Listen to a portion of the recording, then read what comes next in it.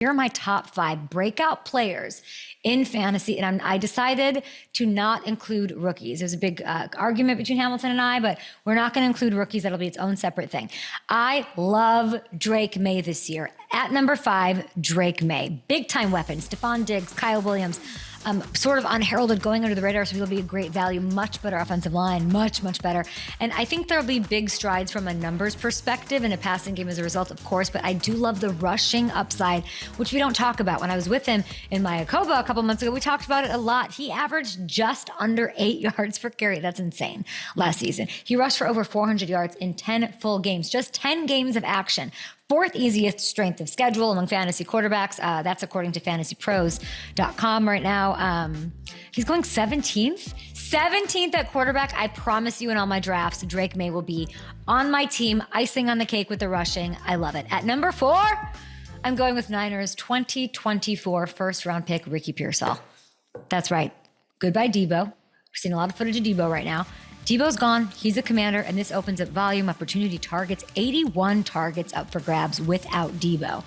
Ricky is going to take advantage. If you look at this, he started just 4 games last year. He made the most of each of them. He scored in 3 of the 4 starts, averaged over 80 yards per game in those contests. That would have been good for 7th best in the NFL over a full season. He averaged only 16.4 fantasy points per game. Over that, over 16 and a half. Are you joking?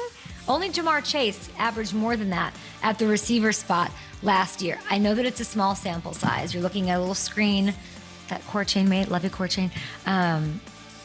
It's 4 games, right? Okay. But if you look at where he's going right now, 45th at receiver. You don't think this guy's going to have a 1,000-yard season inheriting 81 targets and that off? Come on. He's going to have, double-digit scores. I'm willing to say that. That is my 4th best breakout. At number 3, Breakout in Fantasy 2025 edition, I'm going to go Marvin Harrison Jr. And of course, I don't really have to say much probably. Look at the picture.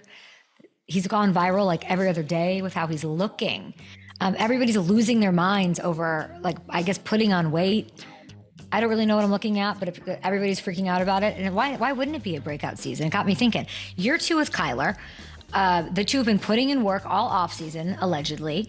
There's a lot of emphasis being put on their connection and the chemistry.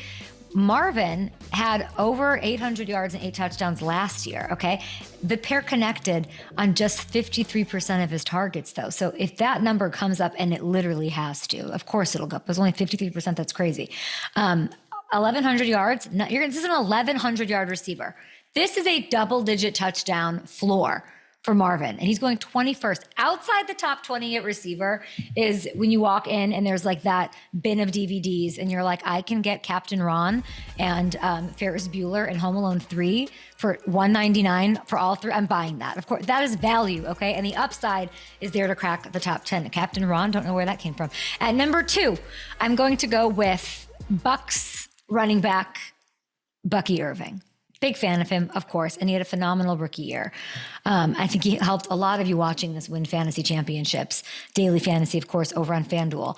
But I think he was scratching the surface. He had fewer than 10 carries in half of his action last year. In half of his games, fewer than 10, okay? You think that's happening again? No. This is the guy who finished tied for 3rd with Saquon Barkley in yards per touch last year, behind Jahmyr Gibbs, behind Derrick Henry. There's explosiveness. He catches passes. He might get 100 or more touches than what we saw a year ago. I'm talking, he's going to boom. This is a definition of a breakout, and he's 10th. You might think, 10th Bucky Irving, that's like rich for me, whatever. I think by the time we get back from hiatus, I think into August even, he's going to be top 5. Because this is going to be a high-scoring offense. He's made his way. I'm telling you, he's going to have 100 more carries this year.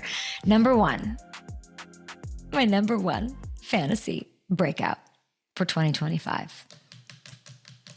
Caleb Williams. I feel good about it. I feel confident about it. You take a little Ben Johnson, you put him in a blender, a little dash of DJ Moore, some Rome Odunze, who went completely under the radar last year. You sprinkle in a receiving tight end named Colston Loveland, a Luther Burden, who was completely undervalued through the draft process. And then you blend it, and then you're like, I forgot to add the better offensive line. Let's really make this a great smoothie. Okay, That's the recipe for a breakout 2025. That is Caleb Williams. And you might say to me, even if he's better, isn't it going to be so tough for him in the North? And I think that's a fine question, but take a look at this. The divisional games were actually where Caleb shined the brightest during his rookie season. It's tough, rough. Seems like it was a bit of a loner on an island rookie season. He was top 10 in yards and points against his division, okay? The only quarterback to not throw an interception in interdivision games last year. And with all the improvements around him, I'm really not worried about that aspect, the North, the division, the toughness. This is fantasy we're talking about. I just showed you the numbers from last year. He's gonna take a huge leap. And he's going 12th. Okay, so he's going 12th. Let's see who else is, do we see who else? Okay, so just between Justin Herbert and Brock Purdy. This is interesting.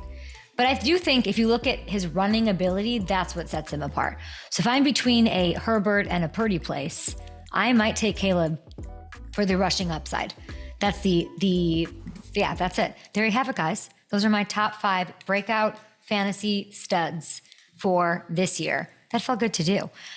Caleb Williams, Bucky Irving, Marvin Harrison, yoked version 2.0, Ricky Pearsall in year 2, and Drake Maye as well, who rushes at 8 yards per clip. There you have it. Breakout studs. If I missed anybody, let me know in the comments. Thank you. We'll get this out, of course, on the Twitterverse, and then we will take a break because we do, I believe, have Rod Woodson coming up on the show after the break. See ya.